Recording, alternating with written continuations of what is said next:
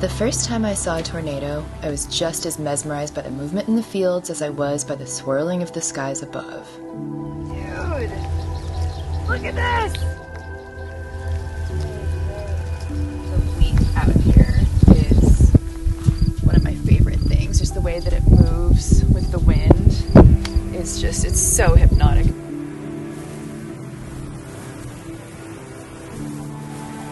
Storms are by far one of my favorite landscapes to shoot.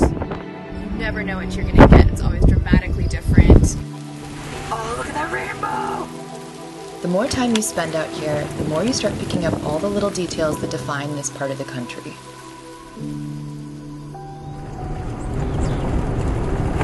My name is Elisabeth Brentano, and I'm a photographer, and this is what it's like to go storm chasing.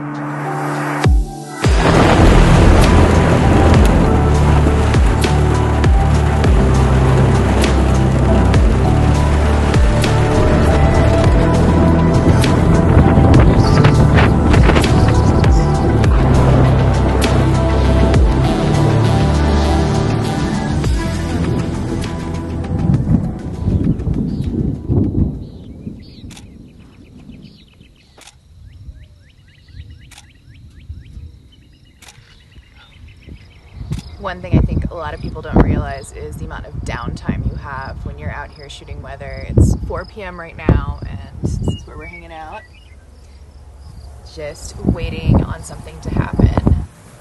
You spend a lot of time at the beginning of the day forecasting and reading radar, and then sometimes you're presented with a few options.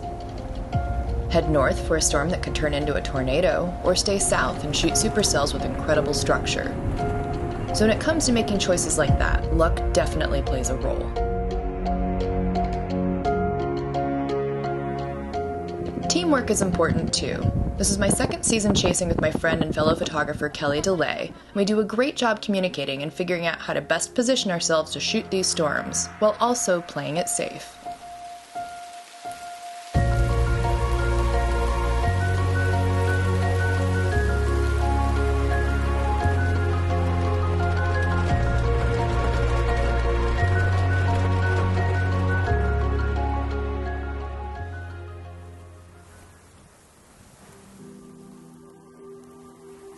One of the things that's a pretty big challenge out here is finding good compositions, because you're often arriving at a spot just instantly getting out to shoot, and what do you have to work with out here? You have fences, sometimes you have livestock or features like grain silos, but most of the time it's really about getting creative with your shots and finding good foreground elements when you can. With a limited amount of time, not to mention wind and rain, it's not easy to set up the perfect shot. But working every possible angle means you'll have a better chance at walking away with a few portfolio-worthy images.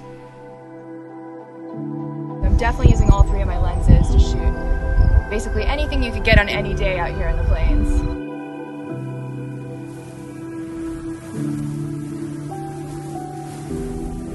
Sometimes when there's really nice details as far as grass or wheat that's blowing and flowing with the wind, I do like to use my 2470. You really can't capture that quite the same with wide angle.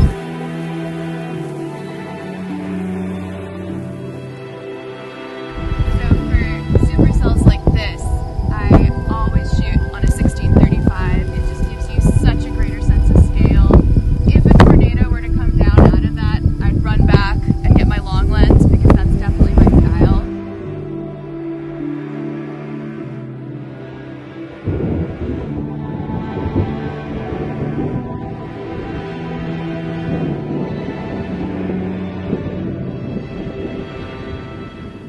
Stay tuned for the second part of this video, which covers how I process images in Adobe Lightroom.